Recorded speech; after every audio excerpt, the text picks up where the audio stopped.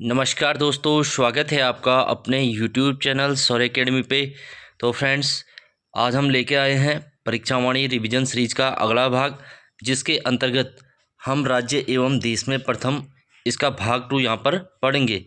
देखिए फ्रेंड, इसके अंतर्गत हमने इसका एक भाग पहले पढ़ लिया था, जिसमें हमने राज्य में प्रथम व्यक्ति, चाहे पुरस्कार है या नेशनल पार्क है, इसी के साथ साथ राज्य के अंदर जो भी चीज़ पहली बार हुई है उसके बारे में पढ़ रहे थे। और आज उसी का अगला भाग हम यहाँ पर लेके आए हैं, जिसके अंतर्गत भी हम वही सब पढ़ते हुए चलेंगे।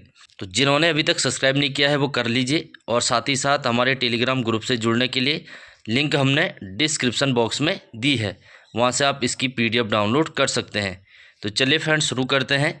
आज का जो पहला पॉइंट है, राज्य के प्रथम व्यक्ति रेमन मैग्सेसे पुरस्कार प्राप्तकर्ता कौन है।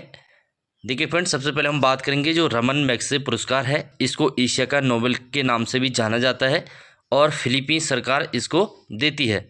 यानी कि जो ये पुरस्कार है, इसको फिलीपींस जो देश है वहाँ की सरकार अपने पूर्व राष्ट्रपति रमन मैग्सेसे के नाम पर देती है। तो इसको प्राप्त करने वाले पहले व्यक्ति राज्य से कौन थे, तो चंडी प्रसाद भट्ट जी थे, जिन्होंने 1982 में पर्यावरण के क्षेत्र में यह पुरस्कार प्राप्त किया।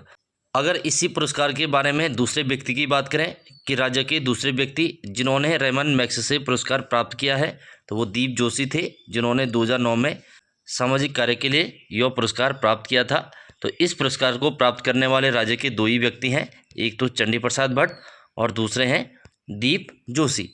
नेक्स्ट पॉइंट है, राज्य के प्रथम राज्य उत्कृष्ट विधायक पुरस्कार प्राप्तकर्ता कौन है। यानी कि विधायकों के लिए जो उत्कृष्ट विधायक पुरस्कार दिया जाता है वो किसको दिया गया था, तो प्रकाश पंत को दिया गया था पहली बार। 2008 में इन्हें यह पुरस्कार दिया गया था। अगला है, विश्व का द्वितीय एवं एशिया का प्रथम युवा ग्रैंड मास्टर। देखिए फ्रेंड, ये शतरंज खेल की बात हो रही है। शतरंज खेल का जो युवा ग्रैंड मास्टर है, जो विश्व में दूसरा है और एशिया में सबसे युवा ग्रैंड मास्टर है, वो परिमार्जन नेगी जी थे, जो 13 वर्ष 142 दिन की आयु में ग्रैंड मास्टर बने थे। ये भी आपको याद रखना है। और परिमार्जन नेगी चमोली जनपद से संबंधित है और शतरंज के लिए खेलते हैं। अगला पॉइंट है, जूनियर एशियन बैडमिंटन चैंपियनशिप में एकल स्वर्ण जीतने वाले राज्य के प्रथम व देश के तीसरे खिलाड़ी कौन है। तो जूनियर एशियन बैडमिंटन चैंपियनशिप में स्वर्ण पदक जीतने वाले राज्य के पहले और देश के तीसरे खिलाड़ी लक्ष्य सेन है, जो कि अल्मोड़ा जनपद से संबंधित है। और कौन सा खेल खेलते हैं, तो बैडमिंटन खेलते हैं। ये भी आपको याद रखना है। अगला है, राज्य के प्रथम थल सेना अध्यक्ष। यानी कि राज्य के कौन से व्यक्ति हैं जो पहली बार थल सेना अध्यक्ष बने हैं। तो जनरल बिपिन चंद्र जोशी पहली बार राज्य से थल सेना अध्यक्ष बने थे। और कब बने थे, 1993-94 में ये बने थे और पिथौरागढ़ जनपद से ये संबंधित थे। अगला है, राज्य के प्रथम नौसेना अध्यक्ष। यानी कि नौसेना में पहली बार राज्य के व्यक्ति कौन अध्यक्ष के पद पर पहुंचे थे, तो वो एडमिरल देवेंद्र जोशी पहुंचे थे। ये 2012 से लेकर 2014 फरवरी तक भारतीय नौसेना में एडमिरल के पद पर रहे थे और अल्मोड़ा जनपद से संबंधित है। नेक्स्ट है, देश व प्रदेश के तीनों सेनाओं के प्रथम चीफ ऑफ डिफेंस स्टाफ। यानी कि देश के जो पहले CDS थे वो कौन थे, तो वो उत्तराखंड राज्य से संबंधित है। तो जनरल बिपिन रावत जी बने थे देश के पहले CDS, जो कि पौड़ी जनपद से संबंधित थे। देखिए फ्रेंड, जो जनरल बिपिन रावत है 1 जनवरी 2020 से लेकर 8 दिसंबर 2021 तक इस पद पर ये रहते हैं। और 8 दिसंबर 2021 को तमिलनाडु के अंदर हवाई दुर्घटना में इनकी मृत्यु हो जाती है। ये भी आपको याद रखना है। अगला पॉइंट है, राज्य के पहले राष्ट्रीय सुरक्षा सलाहकार। यानी कि राज्य के पहले व्यक्ति कौन है जो देश में राष्ट्रीय सुरक्षा सलाहकार के पद पर पहुंचे हैं, तो वो अजीत कुमार डोभाल जी हैं, जो कि पौड़ी जनपद से संबंधित है। और ये कब बने थे, तो 30 मई 2014 से अभी तक इसी पद पर हैं। ये भी आपको याद रखना है। भारत के राष्ट्रीय सुरक्षा सलाहकार कौन है, तो अजीत डोभाल यहाँ पर हो जाएगा। नेक्स्ट है, राज्य की प्रथम महिला IAS इंडियन एडमिनिस्ट्रेटिव सर्विस। यानी कि जो IAS बनी थी, पहली महिला कौन थी, तो ज्योतिराव पांडे जी थी। ये भी आपको याद रखना है, IAS। अगला है, राज्य के प्रथम स्वतंत्रता संग्राम सेनानी कौन थे, तो कालू सिंह मेहरा थे, जिन्होंने 1857 में क्रांतिवीर नामक संगठन एक बनाया था चंपावत के अंदर और अंग्रेजों का विरोध किया था इस क्रांतिवीर संगठन के माध्यम से। और ये राज्य के पहले स्वतंत्रता संग्राम सेनानी है। अगला पॉइंट है, कुमाऊं से जेल जाने वाले प्रथम व्यक्ति कौन थे, तो कुमाऊं से जेल जाने वाले प्रथम व्यक्ति मोहन सिंह मेहता थे, जो कि बागेश्वर जनपद से संबंधित है। देखिए फ्रेंड, 1921 में इन्हें 9 माह की सज़ा सुनाई गई थी धारा 32 के तहत, है ना। धारा 32 के तहत 9 माह की सज़ा इनको सुनाई गई थी और पहले व्यक्ति हैं जो उत्तराखंड से या फिर कुमाऊं से जेल जाने वाले व्यक्ति हैं। अगला है, चिपको आंदोलन की प्रथम सूत्रपातकर्ता कौन है। यानी कि जो चिपको आंदोलन शुरू हुआ है, इसकी शुरुआत किसने की थी। तो सभी लोग जानते हैं गौरा देवी ने इसकी शुरुआत की थी। गौरा देवी के साथ अन्य 21 महिलाएं और थी और इन्होंने 1972 रैणी गांव चमुनी से इस आंदोलन की शुरुआत की थी। अगला है, मैती आंदोलन के प्रथम सूत्रपातकर्ता कौन थे। देखिए फ्रेंड, जो मैती आंदोलन है इसको कौन चलाते हैं, कल्याण सिंह रावत जी चलाते हैं, जो कि ग्वालदम इंटर कॉलेज चमोली के प्रिंसिपल हुए हैं और वहीं से इसकी शुरुआत भी ये करते हैं। और किससे संबंधित है, ये पेड़ बचाने से संबंधित है या पेड़ रोपने से संबंधित है, जिसमें अविवाहित महिलाएं भाग लेती है। अगला है, हिंदी आशुलिपि में डॉक्टरेट की डिग्री पाने वाले राज्य के प्रथम व्यक्ति कौन है। हिंदी आशुलिपि यानी कि जो शॉर्ट हैंड होता है उसमें पीएचडी या डॉक्टरेट की डिग्री पाने वाले पहले व्यक्ति गोपाल दत्त बिष्ट हैं। ये भी आपको याद रखना है, गोपाल दत्त बिष्ट। नेक्स्ट है, देश व प्रदेश के सबसे कम उम्र के एनिमेटर। एनिमेटर क्या होता है, जो एनिमेशन या फिर कार्टून वगैरह बनाता है। तो देश व प्रदेश के सबसे कम उम्र के एनिमेटर कौन है, तो अमन रहमान है, जो कि देहरादून जिले से संबंधित है। अगला है, हिंदी विषय को लेकर डॉक्टरेट की डिग्री पाने वाले राज्य के प्रथम व्यक्ति कौन है। यानी कि हिंदी में पीएचडी करने वाले पहले व्यक्ति कौन थे, तो डॉक्टर पीताम्बर दत्त बड़तवाल जी थे। देखिए फ्रेंड, इनका हिंदी में शोध ग्रंथ की बात करें तो इनके शोध ग्रंथ का नाम भी एग्जाम में पूछता है, द निर्गुण स्कूल ऑफ हिंदी पोइट्री। ये भी आपको याद रखना है, द निर्गुण स्कूल ऑफ हिंदी पोइट्री, ये इनका शोध ग्रंथ है, ये आपको याद रखना है। और किस भाषा में है, तो इंग्लिश भाषा में है। जबकि पीएचडी किस में की है या डॉक्टरेट की उपाधि किस में ली है, हिंदी विषय में ली है। अगला पॉइंट है, कुमाऊं क्षेत्र के प्रथम कवि कौन है। तो कुमाऊं क्षेत्र के प्रथम कवि लोकनाथ या लोकरतन पंत यानी कि गुमानी पंत है ना। गुमानी पंत की जन्म की बात करें तो 1790 काशीपुर उधम सिंह नगर में इनका जन्म होता है और कुमाऊं के आदि कवि के रूप में इनको जाना जाता है। यानी कि कुमाऊं के सबसे प्राचीन कवि कौन है, लोकनाथ या लोकरतन पंत। नेक्स्ट है, राज्य का प्रथम समाचार पत्र जो कि अंग्रेजी में था और पाक्षिक था। पाक्षिक यानी कि एक पक्ष में प्रकाशित होता था, एक पक्ष में 15 दिन होते हैं, इसलिए पाक्षिक कहते हैं। तो पहला अंग्रेजी समाचार पत्र राज्य से कौन था या फिर पहला समाचार पत्र कौन था, तो द हिल्स था, जो कि मसूरी से 1842 में प्रकाशित हुआ था। और इसके संपादक की बात करें तो जॉन मैकिनन थे, जॉन मैकिनन। ये भी आपको याद रखना है क्योंकि ये राज्य का पहला समाचार पत्र था जो मसूरी से प्रकाशित हुआ था, अंग्रेजी भाषा का। जॉन मैकिनन इसके संपादक थे। नेक्स्ट है, राज्य का प्रथम दैनिक पत्र। दैनिक यानी कि प्रतिदिन छपने वाला समाचार पत्र कौन था, तो वो था पर्वतीय, जो कि 1954 यानी कि 1954 से नैनीताल से प्रकाशित होता था। अगला है, देश एवं प्रदेश का पहला कृषि विश्वविद्यालय यानी कि एग्रीकल्चर यूनिवर्सिटी कौन थी, तो गोविंद बल्लभ पंत कृषि एवं प्रौद्योगिक विश्वविद्यालय पंतनगर, जिसकी स्थापना 1960 में होती है और JL नेहरू इसकी स्थापना करते हैं। यानी कि भारत के प्राइम मिनिस्टर हैं JL नेहरू, तो यही इसकी स्थापना करते हैं। तो कहाँ पर स्थित है, तो पंतनगर उधम सिंह नगर में स्थित है। नेक्स्ट है, राज्य का प्रथम संग्रहालय जिसकी स्थापना 1914 में होती है।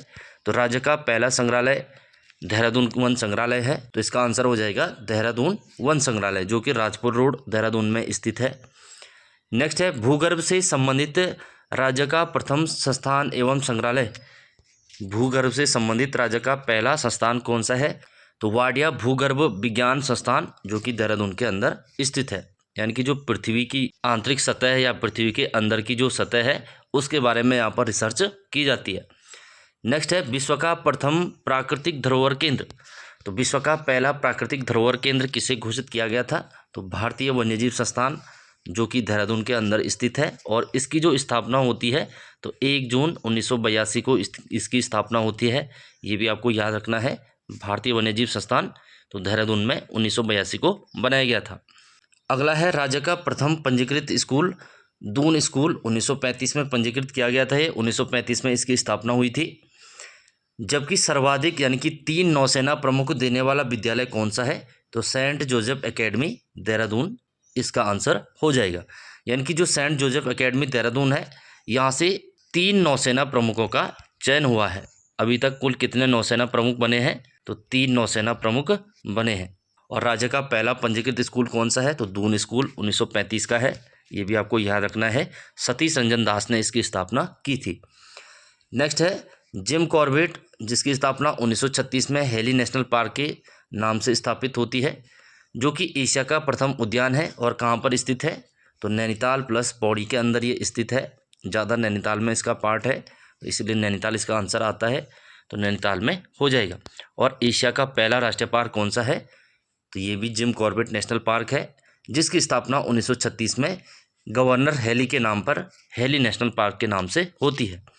देखिए फ्रेंड, अगर कभी क्वेश्चन आए कि जिम कॉर्बेट का नाम जिम कॉर्बेट कब किया गया, या फिर हेली नेशनल पार्क का नाम जिम कॉर्बेट नेशनल पार्क कब किया गया, तो 1957 यानी कि 1957 में इसका नाम जिम कॉर्बेट नेशनल पार्क किया जाता है। नेक्स्ट पॉइंट है पशु चिकित्सा एवं शोध हेतु देश का पहला संस्थान, जिसकी स्थापना 1893 में होती है। किस नाम से होती है? इंपीरियल बैक्टीरियोलॉजिकल लेबोरेटरी, जो कि मुक्तेश्वर नैनीताल में स्थित है। 1925 में इसका नाम imperial institute of veterinary research हो जाता है। और स्वतंत्रता के बाद इसका नाम क्या होता है? तो स्वतंत्रता के बाद इसका नाम हो जाता है भारतीय पशु चिकित्सा एवं अनुसंधान संस्थान। तो प्रश्न आएगा भारतीय पशु चिकित्सा एवं अनुसंधान संस्थान कहाँ पर स्थित है? तो ये मुक्तेश्वर नैनीताल के अंदर स्थित है। और इसकी स्थापना होती है 1893। और कौन करता है? अल्फ्रेड लिंगार्ड नाम के एक अंग्रेज हैं, अल्फ्रेड लिंगार्ड, ये इसकी स्थापना नैनीताल के मुक्तेश्वर में करते हैं। नेक्स्ट है वन शिक्षा हेतु देश का पहला संस्थान, यानी कि वनों की शिक्षा के लिए देश का पहला संस्थान कौन सा था? तो 1878 में स्थापित forest school of Dehradun one शिक्षा के लिए देश का पहला संस्थान था। और इसी संस्थान को 1884 में इंपीरियल फॉरेस्ट कॉलेज के नाम से जाना जाता है। और स्वतंत्रता के बाद इसका नाम हो जाता है इंडियन फॉरेस्ट कॉलेज, या फिर FRI इंडियन फॉरेस्ट इंस्टीट्यूट।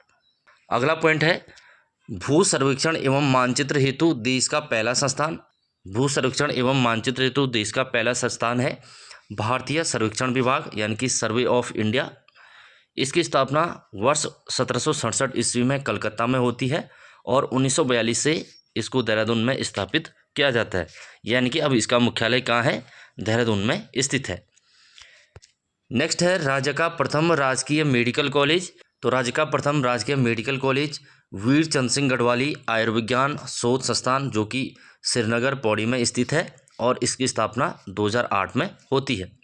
पहला राजकीय की बात हो रही है, यानी कि राज्य सरकार के अधीन जो है वो कौन सा है? वीर चंद सिंह गढ़वाली आयुर्विज्ञान शोध संस्थान श्रीनगर पौड़ी गढ़वाल में स्थित है। वैसे तो राज्य का पहला मेडिकल कॉलेज कौन था? तो हिमालयन इंस्टीट्यूट ऑफ ट्रस्ट था, जो कि देहरादून की जौलीग्रांट में स्थित है। इसकी स्थापना कब होती है? 1979 में होती है ना। और ये क्या है? राजकीय है, जबकि ये एक संस्था द्वारा स्थापित किया गया है। नेक्स्ट है राज्य का प्रथम नेत्र चिकित्सा केंद्र, यानी कि आंखों की चिकित्सा के लिए पहला केंद्र कौन सा है? तो ये हो जाएगा महात्मा गांधी शताब्दी नेत्र केंद्र, जो कि देहरादून में स्थित है। नेक्स्ट है विश्व की सबसे लंबी धार्मिक यात्रा। तो विश्व की सबसे लंबी धार्मिक यात्रा नंदा देवी राज्य यात्रा है, जो कि प्रत्येक 12वें वर्ष आयोजित होती है। और इस यात्रा की दूरी की बात करें तो 280 किलोमीटर पैदल ये यात्रा होती है, जो कि 19 से 20 दिन में पूरी होती है। और ये यात्रा कहाँ से निकाली जाती है? तो चमोली के नौटी गांव से लेकर होमकुंड तक ये यात्रा निकाली जाती है। नौटी से होमकुंड, ये भी आपको याद रखना है।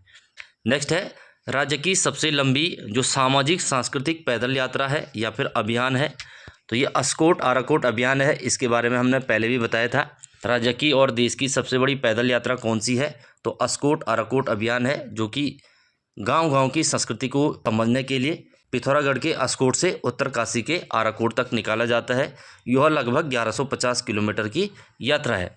देखिए फ्रेंड, इस अस्कोट आराकोट यात्रा की शुरुआत की अगर बात करें तो 25 मई 1974 को इसकी शुरुआत हुई और प्रत्येक 10वें वर्ष इसका भी आयोजन किया जाता है। अभी जो हाल ही में लास्ट अस्कोट आराकोट यात्रा हुई थी वो 6वें नंबर की जुलाई 2024 में आयोजित की गई थी। ये भी आपको याद रखना है। और इसको कौन आयोजित करवाता है? तो शेखर पाठक की एक संस्था है, पहाड़ संस्था, नैनीताल में स्थापित हुई थी। पहाड़ संस्था 1974 के अंदर। तो शेखर पाठक की यही संस्था इसको प्रत्येक 10वें वर्ष में आयोजित करवाती है। तो इसके बारे में ये पॉइंट है, ये आपको याद रखने हैं। नेक्स्ट है राज्य का सबसे बड़ा मंदिर समूह। तो राज्य का जो सबसे बड़ा मंदिर समूह जागेश्वर मंदिर समूह है, जहाँ पर लगभग 124 मंदिरों का समूह है। अगला है राज्य का सबसे ऊंचाई पर स्थित मंदिर। तो राज्य का सबसे ऊंचाई पर स्थित मंदिर तुंगनाथ मंदिर है, जो कि भगवान शिव को समर्पित है और रुद्रप्रयाग जनपद में ये स्थित है। अगर इसकी समुद्र तल से ऊंचाई की बात करें तो 3680 मीटर की ऊंचाई पर ये स्थित है और राज्य और देश का सबसे ऊंचाई पर स्थित ये मंदिर हो जाएगा। नेक्स्ट है एशिया का सबसे बड़ा मिट्टी पत्थर निर्मित बांध कौन सा है, यानी कि मिट्टी और पत्थर से बना जो बांध होता है जिसको कहते हैं काफर बांध। तो काफर बांध सबसे बड़ा कौन सा है उत्तराखंड के अंदर, तो कालागढ़ बांध जो कि पौड़ी में है और पश्चिमी रामगंगा नदी पर ये बनाया गया है, ये भी आपको याद रखना है। नेक्स्ट है एशिया का सबसे ऊंचा बांध कौन सा है, तो ऊंचाई में टिहरी बांध हो जाएगा, जो कि भागीरथी नदी पर टिहरी के अंदर है। 260.5 मीटर इसकी ऊंचाई यहाँ पर हो जाएगी, जो कि एशिया का सबसे ऊंचा बांध है। नेक्स्ट है एशिया का सबसे लंबा और सर्वाधिक ऊंचाई पर स्थित रोपवे, जोशीमठ ओली रोपवे जो कि चमोली में है। तो इसकी दूरी या लंबाई कितनी है, तो एशिया का सबसे लंबा और सर्वाधिक ऊंचाई पर स्थित जो रोपवे है तो वो जोशीमठ ओली रोपवे है। इसकी दूरी की बात करें या लंबाई की बात करें तो 4.15 किलोमीटर इसकी लंबाई है और 3016 मीटर की ऊंचाई पर ये स्थित है, यानी कि समुद्र तल से 3016 मीटर की ऊंचाई पर स्थित है। और जुलाई 1983 से लेकर 1993 तक ये निर्मित किया गया और 1993 में इसकी शुरुआत की गई थी। नेक्स्ट पॉइंट है देश का सबसे लंबा 440 मीटर जिसकी लंबाई है सस्पेंशन ब्रिज। सस्पेंशन ब्रिज यानी कि झूला पुल कौन सा है, तो देश का सबसे लंबा झूला पुल डोबरा चांटी पुल है, जो कि टिहरी झील पर स्थित है और टिहरी से प्रतापनगर को ये जोड़ता है, यानी कि टिहरी जनपद के अंदर स्थित है। नेक्स्ट है अभी तक राज्य का सबसे लंबा यानी कि 2.7 किलोमीटर का फ्लाईओवर कहाँ है, तो सबसे लंबा जो फ्लाईओवर है हरिद्वार ऋषिकेश मार्ग पर स्थित है, हरिद्वार ऋषिकेश मार्ग हो जाएगा। अगला है एशिया का सबसे ऊंचा जिसकी ऊंचाई है 60.65 मीटर जो चीड़ का वृक्ष है वो कहाँ पर था, तो मोरी ब्लॉक उत्तरकाशी की मोरी ब्लॉक में था और 230 वर्ष का यह वृक्ष 8 मई 2007 को यहाँ पर गिर गया था, यानी कि टूट गया था और एशिया का सबसे लंबा चीड़ का ये पेड़ था। नेक्स्ट है एशिया का दूसरा सर्वाधिक ऊंचाई पर स्थित स्टेडियम। एशिया का दूसरा सर्वाधिक ऊंचाई पर स्थित स्टेडियम रांची स्टेडियम है, जो कि पौड़ी गढ़वाल में स्थित है। नेक्स्ट है भारत का सर्वाधिक खेल मैदानों वाला कैंपस कौन सा है, तो भारत का सर्वाधिक खेल मैदानों वाला कैंपस RIMC यानी कि इंडियन मिलिट्री कॉलेज जो देहरादून के अंदर है, वहीं पर सबसे ज़्यादा खेल के मैदान है। वहाँ पर टेनिस का कोर्ट है, फुटबॉल के मैदान है, क्रिकेट के मैदान है, वॉलीबॉल के मैदान है, अलग अलग खेलों के लिए मैदान बनाए गए हैं। नेक्स्ट है राज्य का सबसे लंबा लकड़ी का पैनल हॉल कहाँ पर स्थित है, यानी कि सबसे बड़ा लकड़ी का जो संग्रहालय है कहाँ पर स्थित है, तो वन अनुसंधान संस्थान यानी कि FRI देहरादून के अंदर स्थित है। नेक्स्ट है देश का प्रथम कंजर्वेशन रिजर्व कौन सा है, तो देश का पहला जैवमंडलीय आरक्षित क्षेत्र या कंजर्वेशन रिजर्व आसन वेटलैंड है, आसन कंजर्वेशन रिजर्व है, जो कि 2005 में देहरादून में स्थापित किया गया था। देखिए फ्रेंड, जो आसन कंजर्वेशन रिजर्व है इसको 2020 में रामसर साइट में भी शामिल किया गया था। रामसर साइट, रामसर ईरान में एक जगह है जिसमें आर्द्र भूमि को शामिल किया जाता है। तो आसन वेटलैंड को रामसर में शामिल कब किया गया, तो 2020 में शामिल किया गया। नेक्स्ट है देश का पहला ऑयल म्यूजियम। तो देश का पहला ऑयल म्यूजियम कहाँ पर है, तो ONGC देहरादून के अंदर स्थित है। जो ONGC है oil and natural gas corporation, तो उसी के अंदर ऑयल म्यूजियम है। और ONGC की स्थापना की बात करें तो ONGC की स्थापना 1956 में होती है और मुख्यालय कहाँ है, तो देहरादून के अंदर स्थित है। नेक्स्ट है भूगर्भ से संबंधित देश का प्रथम संग्रहालय, तो वाडिया संस्थान, जैसे कि हमने पहले भी पढ़ा है, वाडिया भूवैज्ञानिक संस्थान देहरादून के अंदर स्थित है। नेक्स्ट है एशिया का प्रथम इंजीनियरिंग कॉलेज। तो एशिया का पहला इंजीनियरिंग कॉलेज IIT रुड़की है, जिसकी स्थापना 1847 में होती है। IIT रुड़की पहला इंजीनियरिंग कॉलेज था। अगला पॉइंट है एशिया का प्रथम हाइड्रो पावर इंजीनियरिंग कॉलेज, तो ये टिहरी में स्थापित किया गया। और कब स्थापित किया गया, तो 2009 में इसका शिलान्यास किया गया था। टिहरी जनपद इसका आंसर हो जाएगा। नेक्स्ट है राज्य का प्रथम मानसिक चिकित्सा संस्थान। जो मानसिक चिकित्सा संस्थान है, जो मानसिक रोगी होते हैं उनकी चिकित्सा के लिए संस्थान कहाँ पर है? तो सेलाकुई देहरादून में स्थित है। नेक्स्ट है, राज्य के सर्वाधिक नरभक्षी बाघों व गुलदारों का शिकार करने वाले व्यक्ति कौन है?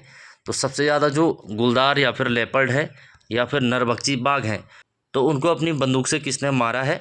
तो लखपत सिंह रावत, जो कि गैरसैंण चमोली के रहने वाले हैं, तो इन्होंने ही मारा है। नेक्स्ट है, दौड़ में राज्य के सर्वाधिक स्वर्ण पदकधारी यानी कि ऐसे व्यक्ति कौन है जिन्होंने दौड़ प्रतियोगिता में राज्य को सर्वाधिक स्वर्ण पदक दिलाए हैं? तो सुरेंद्र सिंह भंडारी, जिनको उत्तराखंड एक्सप्रेस नाम से भी जाना जाता है, ये भी आपको याद रखना है, उत्तराखंड एक्सप्रेस। तो सुरेंद्र सिंह भंडारी, जो कि दौड़ खेल से संबंधित है। नेक्स्ट है, राज्य की प्रथम परिवहन विमान कमांडर। तो परिवहन विमान कमांडर क्षमता वाजपेयी जी है, जो कि चंडाक पिथौरागढ़ की रहने वाली है। अगला है, एवरेस्ट पर चढ़ने वाली राज्य के प्रथम व्यक्ति कौन है? तो एवरेस्ट पर चढ़ने वाले राज्य के पहले व्यक्ति हरिश्चंद्र सिंह रावत जी हैं, जो कि 29 मई 1965 को एवरेस्ट पर चढ़े थे और उत्तरकाशी जनपद से ये संबंधित है। जबकि महिला कौन है? बचेंद्री पाल हैं। देश व प्रदेश में सर्वाधिक यानी कि 7 बार एवरेस्ट फतह करने वाले व्यक्ति कौन है? तो देश व प्रदेश के सर्वाधिक बार यानी कि 7 बार लवराज सिंह धर्मसतु एवरेस्ट पर चढ़े हैं, जो मुनस्यारी पिथौरागढ़ से संबंधित हैं। नेक्स्ट है, विश्व में सबसे कम उम्र में दक्षिणी ध्रुव पर स्कीइंग करने वाली जुड़वा बहनें कौन है? तो दक्षिणी ध्रुव पर सबसे कम उम्र में स्कीइंग करने वाली जुड़वा बहनें तासी और नुंगसी मलिक हैं, जिन्होंने 2014 में यह कारनामा किया है, और ये दोनों भी उत्तरकाशी जनपद से संबंधित हैं। नेक्स्ट है, दक्षिणी ध्रुव फतह करने वाली रीना कौशल धर्मसतु के बाद दूसरी भारतीय महिलाएं कौन सी हैं? तो ये भी तासी नुंगसी हैं। रीना कौशल धर्मसतु के बाद दक्षिणी ध्रुव पर यही गई हैं। नेक्स्ट है, विश्व में the 7 summit club hall of fame में शामिल होने वाली सबसे कम उम्र की महिलाएं कौन हैं? तो वो भी कौन है? तासी और नुंगसी मलिक हैं, और उत्तरकाशी जनपद से संबंधित हैं। इनको एवरेस्ट ट्विंस के नाम से भी जाना जाता है, क्योंकि दोनों बहनें ये एवरेस्ट पर भी चढ़ी थी, इस कारण इनको एवरेस्ट ट्विंस के नाम से भी जाना जाता है। नेक्स्ट है, विश्व के 7 महाद्वीपों की सर्वोच्च चोटियों के साथ साथ दोनों ध्रुवों है, ये दोनों जो पोल होते हैं या फिर दोनों ध्रुवों, तो दोनों ध्रुवों को फतह कर तो एक्सप्लोरर्स ग्रांड स्लैम का खिताब प्राप्त करने वाली विश्व की प्रथम जुड़वा बहनें कौन सी हैं? तो तासी और नुंगसी मलिक हैं, जो कि उत्तरकाशी जनपद से संबंधित है। नेक्स्ट है, विश्व की सबसे ऊंचाई पर स्थित सबसे लंबा ट्रैक कौन सा है? तो विश्व का सबसे ऊंचाई पर स्थित सबसे लंबा ट्रैक है कालिंदी खाल दर्रा, जो कि गंगोत्री से बद्रीनाथ को जोड़ता है। लगभग इसकी दूरी 109 किलोमीटर स्थित है। नेक्स्ट है, देश का सबसे लंबा यानी कि 440 मीटर सस्पेंशन ब्रिज झूला पुल कौन सा है? जैसे कि अभी हमने पढ़ा है, डोबरा चांठी ब्रिज है, जो कि टिहरी गढ़वाल में स्थित है। और टिहरी में ये किसको जोड़ता है? तो टिहरी से प्रतापनगर को जोड़ता है। नेक्स्ट है, प्रदेश का पहला वेटलैंड नमभूमि जिसे अंतर्राष्ट्रीय रामसर साइट में घोषित किया गया है, तो आसन कंजर्वेशन रिजर्व है। इसको 2020 में आर्द्र भूमि के तहत रामसर साइट में घोषित किया गया था, जैसे कि हमने पहले भी बताया है। अगला प्रश्न है, राज्य का प्रथम एक्यूप्रेशर पार्क कहाँ बनाया गया है? तो पहला acupressure park Sushila Tiwari herbal garden, जो ऋषिकेश के अंदर है, वहीं पर ये बनाया गया है। नेक्स्ट पॉइंट है, राज्य का सबसे बड़ा कैक्टस पार्क विकसित किया गया है। तो राज्य का सबसे बड़ा कैक्टस पार्क देहरादून जू के अंदर बनाया गया है, तो इसका आंसर हो जाएगा देहरादून जू। नेक्स्ट है, देश व प्रदेश का पहला रामायण वाटिका विकसित की गई है। पहली रामायण वाटिका हल्द्वानी नैनीताल के अंदर विकसित की गई है, तो रामायण वाटिका हो जाएगी हल्द्वानी नैनीताल। नेक्स्ट है, एशिया का सबसे बड़ा ट्यूलिप गार्डन विकसित किया गया है। तो सबसे बड़ा ट्यूलिप गार्डन कहाँ पर है? तो मुनस्यारी पिथौरागढ़ में स्थित है। अगला है, देश का पहला एरोमेटिक गार्डन यानी कि सुरभि वाटिका। तो सुरभि वाटिका कहाँ पर विकसित की गई है? तो लाल कुआं नैनीताल में देश का पहला एरोमेटिक गार्डन या फिर सुरभि वाटिका विकसित की गई है। नेक्स्ट पॉइंट है, राज्य का सर्वाधिक ऊंचाई पर हर्बल गार्डन विकसित किया गया है। हर्बल यानी कि जो जड़ी बूटियों के लिए गार्डन है, वो कहाँ पर विकसित किया गया है? जो सबसे ऊंचाई पर स्थित है, तो माणा गाँव चमोली में विकसित किया गया है। अगला है, देश व राज्य का पहला थैलेस गार्डन विकसित किया गया है। तो पहला थैलेस गार्डन कहाँ पर विकसित है? तो पातालतोड़ मुनस्यारी पिथौरागढ़ के अंदर विकसित है। नेक्स्ट है, राज्य का प्रथम मास गार्डन जो कि 10 हेक्टेयर की भूमि में विकसित किया गया है। तो राज्य का प्रथम मास गार्डन खुरपाताल नैनीताल के अंदर विकसित है, तो इसका राइट आंसर हो जाएगा खुरपाताल नैनीताल। नेक्स्ट है देश का प्रथम वन हीलिंग स्टेशन विकसित किया गया है। वन हीलिंग स्टेशन या फिर वन चिकित्सा केंद्र। तो देश का पहला वन चिकित्सा केंद्र रानीखेत अल्मोड़ा में स्थापित किया गया है। नेक्स्ट है उत्तर भारत का प्रथम आर्किड संरक्षण केंद्र कहाँ पर विकसित किया गया है। तो उत्तर भारत का पहला आर्किड संरक्षण केंद्र मंडल घाटी चमोली में विकसित किया गया है। अगला पॉइंट है देश का पहला फर्न संरक्षण केंद्र। तो देश का पहला फर्न संरक्षण केंद्र कहाँ पर है। तो रानीखेत अल्मोड़ा में स्थित है। नेक्स्ट पॉइंट है पौधों हेतु देश का पहला पोस्ट एंटी क्वारंटाइन सेंटर कहाँ पर बनाया जा रहा है। तो पौधों के लिए पहला post anti quarantine centre Magra Tehri के अंदर विकसित किया जा रहा है। अगला पॉइंट है देश का पहला घास संरक्षण केंद्र विकसित किया गया है। तो घास के लिए एक केंद्र विकसित किया गया है, घास संरक्षण केंद्र। तो द्रारसो रानीखेत अल्मोड़ा के अंदर ये विकसित किया गया है। अगला प्रश्न है देश का पहला पॉलिनेटर यानी कि परागकण पार्क कहाँ पर विकसित किया गया है। तो पॉलिनेटर पार्क है हल्द्वानी के अंदर यानी कि हल्द्वानी नैनीताल में ये विकसित किया गया है। अगला है देश का पहला क्रिप्टोगेमिक गार्डन। तो क्रिप्टोगेमिक गार्डन क्या होता है, बिना बीज की जो वनस्पतियां होती है उनके लिए गार्डन या पार्क विकसित किया गया है। तो कहाँ पर ये विकसित है, तो देवन चक्राता देहरादून के अंदर ये स्थापित किया गया है। अगला है देश का पहला मसालों का बगीचा यानी कि हिमालयन स्पाइस गार्डन कहाँ पर विकसित किया गया। तो सोनी रानीखेत जो कि अल्मोड़ा के अंदर है, तो वहीं पर ये विकसित किया गया है। अगला है प्रदेश का सबसे बड़ा यानी कि 18 एकड़ में जैव विविधता पार्क जो बायोडाइवर्सिटी पार्क है कहाँ पर विकसित किया गया है। तो हल्द्वानी नैनीताल में ये विकसित किया गया है, यानी कि इसकी स्थापना हल्द्वानी नैनीताल में की गई है। अगला है देश का पहला वन हीलिंग स्टेशन, जैसे कि अभी पढ़ा है, पहला वन चिकित्सा केंद्र कहाँ पर स्थापित किया गया है। तो रानीखेत अल्मोड़ा में स्थापित किया गया है। अगला पॉइंट है राज्य का पहला सिटी फॉरेस्ट विकसित किया गया है। तो पहला सिटी फॉरेस्ट तो झाझरा वन रेंज देहरादून में स्थापित किया गया है, पहला सिटी फॉरेस्ट। अगला पॉइंट है या अगला प्रश्न है राज्य का पहला पाम गार्डन विकसित किया गया है। तो पाम गार्डन कहाँ पर है, तो हल्द्वानी नैनीताल में स्थित है। नेक्स्ट है राज्य का पहला डायनासोर पार्क जो कि डायनासोर काल की वनस्पतियों के संरक्षण हेतु विकसित किया गया है। तो ये कहाँ पर है डायनासोर पार्क, तो हल्द्वानी नैनीताल में स्थित है। अगला है राज्य का प्रथम ड्रोन एप्लीकेशन रिसर्च सेंटर। तो राज्य का पहला drone application research centre IT park Dehradun में विकसित किया गया है। जो 12वीं पास बच्चे हैं उनको ड्रोन उड़ाने और उससे संबंधित जो ट्रेनिंग है यहाँ पर दी जाएगी।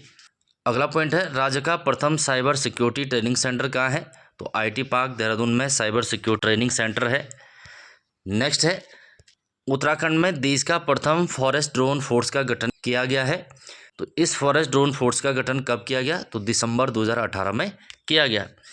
नेक्स्ट है देश का पहला इंडोर स्पोर्ट्स क्लाइंबिंग सेंटर कहाँ पर बनाया गया। तो इंडोर स्पोर्ट्स क्लाइंबिंग सेंटर जो कि निम उत्तरकाशी में है, तो वहीं पर बनाया गया है NIM Nehru institute of mountaineering यानी कि नेहरू पर्वतारोहण संस्थान, तो वहीं पर ये बनाया गया है। अगला है प्लास्टिक से डीजल बनाने का देश का पहला संयंत्र कहाँ पर स्थापित किया गया। तो प्लास्टिक से डीजल कहाँ पर बनाया जा रहा है, पहला जो संयंत्र लगाया गया भारतीय पेट्रोलियम संस्थान देहरादून में अगस्त 2019 में ये लगाया गया था।